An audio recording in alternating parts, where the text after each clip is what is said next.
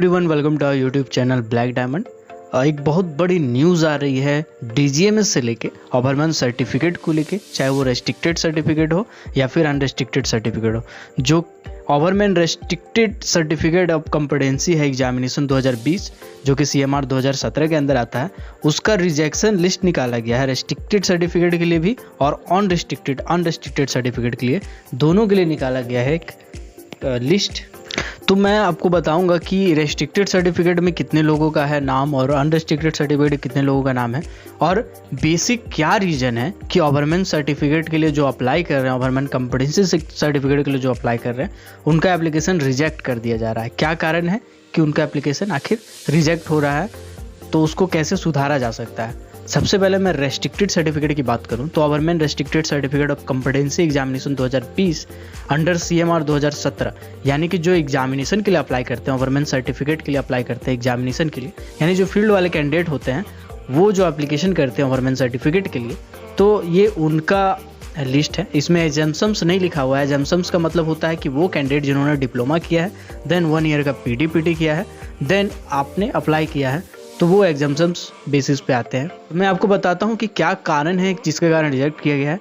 तो बहुत किसी का लिखा हुआ है कि medical certificate submitted is not is prescribed format, character certificate submitted is not in prescribed format, और affidavit submitted is not in prescribed format. यानी कि जो बेसिक रीज़न है जिसमें लगभग सबका यही सब रीज़न है, तो वो ये तीनों रीज़न में से एक है कि मेडिकल सर्टिफिकेट जो है वो प्रिस्क्राइब्ड फॉर्मेट में नहीं है।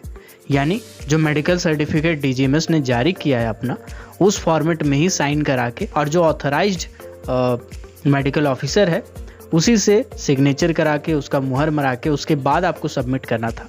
लेकिन बहुत से कैंडिडेट ने ऐसा नहीं किया। बहुत से कैंडिडेट पुराने फॉर्मेट पे अप्लाई कर देते हैं, दुकान से फॉर्म खरीदते हैं, उसको फॉर्म भरते हैं और अप्लाई कर देते हैं। तो आपको मैं ये बोलूँगा कि अगर आप दुकान से भी लेते हैं तो उसको वेबसाइट से एक बार मैच जरूर कर लीजिएगा, वेबसाइट में जाके फॉर्म से, ताकि आपको पता रहे कि हाँ ये ऑफिशियल फॉर्मेट और अभी सही फॉर्मेट है, फॉर्मेट चेंज नहीं हुआ है। तो इसके लिए कैसे अप्लाई करना है, इस पर मैं एक वीडियो बना चुका हूँ। तो कैसे आप डीजीएमएस का साइट से 1 मिनट में 2 मिनट में कैसे फॉर्म डाउनलोड कर सकते हैं, कोई भी, इस पर मैं सेपरेट वीडियो बना चुका हूँ जिसका लिंक डिस्क्रिप्शन में होगा या आई बटन पर आ रहा होगा। आप उस वीडियो को देख लेंगे तो आपको समझ में आ जाएगा अच्छे से। सेकेंड है जो बेसिक कारण है लोगों का, वो ये है कि कैरेक्टर सर्टिफिकेट जो है वो प्रिस्क्राइब फॉर्मेट में नहीं है। यानी जो डीजीएमएस के साइट में दिया गया था उससे कैरेक्टर सर्टिफिकेट को ना लेके अपने से जो, या फिर जो पुराना फॉर्मेट था उसमें लोग अप्लाई कर दिए थे। और लास्ट जो बेसिक रीज़न है जिसका मोस्ट ऑफ द लोगों का जो रिजेक्ट किया गया है, जिसके कारण, वो है कि एफिडेविट सबमिटेड जो नॉट इन प्रिस्क्राइब फॉर्मेट। बहुत लोग क्या किए हैं कि वेबसाइट में गए हैं, एफिडेविट का जो सैंपल है उसको डाउनलोड किए, उसको प्रिंट निकाले और उसी में फॉर्म को भर के नोटरी पब्लिक से बनवा के उसको पोस्ट कर देते हैं। लेकिन मैं आपको बताता हूँ कि वो एक स्पेसिमेन है, वो सैंपल है, उसमें स्पेसिमेन लिखा रहता है। आपको उस टाइप का देख के सेम टू सेम टाइप करवाना है, देन आपको नोटरी पब्लिक से उसको बनवाना है, या फिर नोटरी पब्लिक के पास अगर उस टाइप का फॉर्मेट है सेम टू सेम, और वही A4 साइज का जो पेपर होता है, वाइट पेपर, उसी में आपको प्रिंट निकालना है, ना कि पीला वाला जो पेपर आता है कोर्ट वाला, उसमें आपको बनाना है। हरा, पीला, ब्लू, इस टाइप का कोई भी कलर में आपको नहीं लेना है। आपको सिर्फ और सिर्फ A4 साइज का जो वाइट पेपर होता है उसी में प्रिंट निकालना है सारे फॉर्मेट को, और उसी में आपको फॉर्म भरना है और अप्लाई करना है। और जो कारण इसमें है कुछ लोगों का, वो ये है कि copy of experience certificate submitted is not valid. यानी जो एक्सपीरियंस सर्टिफिकेट आपने लिया है उसका जो आप एक कॉपी अटैच करके सबमिट करना पड़ता है, वो एक्सपीरियंस सर्टिफिकेट आपका वैलिड नहीं है। मे बी आपके मैनेजर जो होंगे वो वहाँ पे first class manager, second class manager number नहीं लिखे होंगे, या फिर सीनियर मैनेजर का मुहर होगा, मैनेजर का नहीं होगा, माइन मैनेजर का नहीं होगा। ऐसा बहुत सारा छोटा छोटा बेसिक कारण होता है एक्सपीरियंस सर्टिफिकेट का। आप अगर इस पर रिक्वेस्ट करेंगे कमेंट सेक्शन में, अगर आप कहते हैं कि एक्सपीरियंस सर्टिफिकेट कौन सा वैलिड होता है, कैसे फॉर्म भरते हैं, इसके बारे में डिटेल में वीडियो बना सकता हूँ अगर आप बताएंगे तो आपको अगर इस पर सेपरेट वीडियो चाहिए तो कमेंट सेक्शन में ज़रूर बताइएगा, मैं इस पर वीडियो बना दूंगा।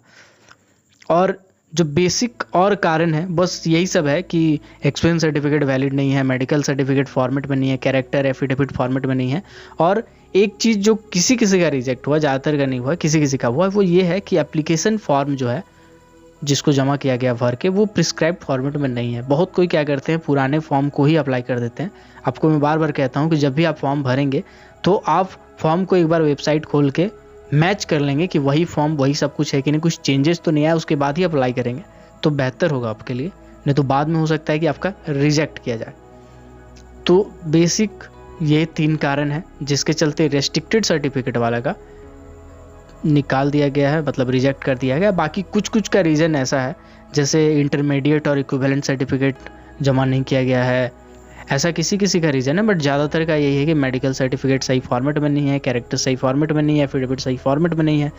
तो इस सब का सही फॉर्मेट क्या है, इसका मैं लिंक डिस्क्रिप्शन में डाल दूंगा, आप जाके वहाँ से वीडियो देख सकते हैं, आपको पता चल जाएगा।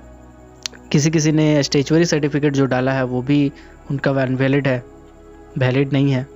तो एक चीज़ मैं और कहना चाहूँगा कि आप जब भी एक्सपीरियंस सबमिट करते हैं या स्टेचुअरी सर्टिफिकेट सबमिट करते हैं तो उसमें कभी भी फॉर्जरी करने का कोशिश नहीं कीजिएगा। अगर आप कहीं पे ट्रेनिंग किए हैं तो वहाँ से बाकायदा आप सर्टिफिकेट लेंगे, उसके बाद ही आप अप्लाई करेंगे। तो अप्लाई करने के बाद डीजीएमएस वेरिफिकेशन भी करता है। वेरिफिकेशन में अगर उसको लगता है कि हाँ ये बंदा जेन्युइन है, लेकिन फिर भी उसका अगर फॉर्मेट में कुछ कहीं गलती है तो वो उसको रिजेक्ट करता है। लेकिन अगर आपने फॉर्जरी किया है, मतलब ट्रेनिंग व्रेनिंग नहीं किया है, बस एक्सपीरियंस लेके अप्लाई कर दिया है, तो फिर आपको डिबार यानी ब्लैकलिस्ट किया जा सकता है, जो कि एक बहुत बड़ी बात होती है। एक बार आपको ब्लैकलिस्ट कर दिया जाएगा देन बहुत कम चांसेस होते हैं कि आप फिर माइनिंग के लिए एलिजिबल हो। तो ये गलती तो बिल्कुल भी ना कीजिएगा, आप स्टेचुअरी सर्टिफिकेट से कोई मजाक नहीं कीजिएगा। अब मैं आता हूँ अनरेस्ट्रिक्टेड सर्टिफिकेट पे।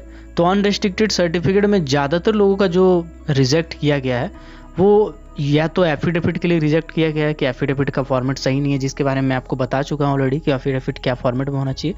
सेकेंड जो कारण जिसके लिए रिजेक्ट किया गया है वो है कि एक्सपीरियंस सर्टिफिकेट जो लोगों ने जमा किया है वो वैलिड नहीं है। एक्सपीरियंस सर्टिफिकेट में बहुत से लोगों को दिक्कत आ रही है, तो इस पर मैं सोच रहा हूँ कि एक वीडियो बना ही दूँ कि डिटेल में कि एक्सपीरियंस सर्टिफिकेट आप कैसे भरते हैं, कौन सा वैलिड है, कौन सा नहीं वैलिड है, क्या क्या छूट जाने से रिजेक्ट हो जाता है। तो इस पर मैं बना दूंगा सेपरेट वीडियो, आप कमेंट सेक्शन में ज़रूर बताइएगा इस पर। अनरेस्ट्रिक्टेड सर्टिफिकेट में आपको पता होना चाहिए कि गैस टेस्टिंग सर्टिफिकेट मांगा जाता है। गैस टेस्टिंग सर्टिफिकेट के बिना आप अनरेस्ट्रिक्टेड सर्टिफिकेट नहीं ले सकते हैं। तो कुछ लोगों ने जो गैस टेस्टिंग का सर्टिफिकेट का कॉपी दिया है वो जमा ही नहीं किया, उसका कॉपी जमा ही नहीं किया है। कुछ लोगों ने मैट्रिकुलेशन सर्टिफिकेट ही जमा नहीं किया है, कुछ तो स्टेचुअरी सर्टिफिकेट जमा नहीं किया माइनिंग सरदार का। ज़्यादातर का जो कारण है वो है एफिडेविट जमा नहीं किए हैं, एक्सपीरियंस सर्टिफिकेट का जो कॉपी जमा किया है वो इनवैलिड है, और तीसरा है मेडिकल कैरेक्टर जो है वो सही फॉर्मेट में नहीं है। तो मैं इस पर एक वीडियो बना दूंगा कि कौन कौन से डॉक्यूमेंट आपको अटैच करने होते हैं गवर्नमेंट सर्टिफिकेट जब अप्लाई करेंगे एग्जामिनेशन के लिए और एग्जाम्स के लिए। यह एग्जामिनेशन के लिए था जितना भी लिस्ट है, और मैं आपको बताता हूं कि कितने लोगों का रिजेक्ट किया गया है। तो रिजेक्शन लिस्ट जो निकाला गया है वो 100 से ऊपर है रेस्ट्रिक्टेड के लिए, और सेम उतना ही अनरेस्ट्रिक्टेड के लिए, यानी करीबन 200 से ज़्यादा कैंडिडेट को नवंबर महीने तक जिन्होंने अप्लाई किया था उनका लिस्ट निकाला गया है। उनमें छाट के रिजेक्ट किया गया है जिनका भी कुछ कारण रहा है। तो ये कारण आप अच्छे से देख लेंगे, समझ लेंगे, ताकि जब आप अप्लाई करेंगे गवर्नमेंट सर्टिफिकेट के लिए, चाहे एग्जाम्स हो चाहे एग्जामिनेशन हो, तो आप ये गलती ना करें जिसके कारण आपका फॉर्म रिजेक्ट हो जाएगा। अगर आपका फॉर्म रिजेक्ट हो जाता है तो फॉर एग्जाम्पल नवंबर महीने में अगर आपने अप्लाई किया है, अप्रैल महीना अभी यानी कि 6 महीने बाद आपका रिजेक्शन लिस्ट निकाला गया है, फिर से आप अप्लाई करेंगे, फिर से आपको 6 महीने का टाइम लगेगा। तो कुल मिलाकर के जो काम 6 महीना में हो सकता था वो काम में आपको साल भर से ज़्यादा का टाइम लग जाता है। ये एक छोटी मोटी गलतियां होती है, छोटी मोटी भूल हो जाती है जो आप अच्छे से नहीं मिला पाते, नहीं देख पाते हैं, या आपको जानकारी नहीं रहता है। तो इस चीज़ से मैं अवेयर करने के लिए ये वीडियो बनाया हूँ ताकि आप ऐसी गलती ना करें कि आपका फॉर्म रिजेक्ट हो जाए। तो आई होप आपको ये वीडियो पसंद आया होगा। अगर आपको ये वीडियो पसंद आया तो इस वीडियो को जितना हो सके जो डिजर्विंग कैंडिडेट है, जो गवर्नमेंट सर्टिफिकेट या माइनिंग सरदार का ऐसा सर्टिफिकेट के लिए अप्लाई करते हैं, तो उन सबको ये भेजे, उन सबको ये सेंड करें, और इस वीडियो को एक लाइक दे दे ताकि मैं जब भी वीडियो देखूं तो मुझे मोटिवेशन मिले, ताकि मैं ऐसी वीडियो और बना पाऊं, क्योंकि पिछले कुछ दिनों से मेरा व्यूज़ डाउन हो चुका है। और अगर अभी तक आपने हमारे चैनल को सब्सक्राइब नहीं किया है, क्योंकि मेरा 10,000 सब्सक्राइबर होने वाला है, अगर अभी तक आपने हमारे चैनल को सब्सक्राइब नहीं किया है तो हमारे चैनल को ज़रूर सब्सक्राइब कीजिएगा, ताकि कोल सेक्टर से रिलेटेड, मेटल माइनिंग से रिलेटेड और पावर सेक्टर से रिलेटेड हर वैकेंसी से अपडेट रख सकूं, हर न्यूज़ से अपडेट रख सकूं, हर छोटी मोटी चीज़ों से आपको अपडेट रख सकूं। Keep watching, keep supporting, till then, जय हिंद।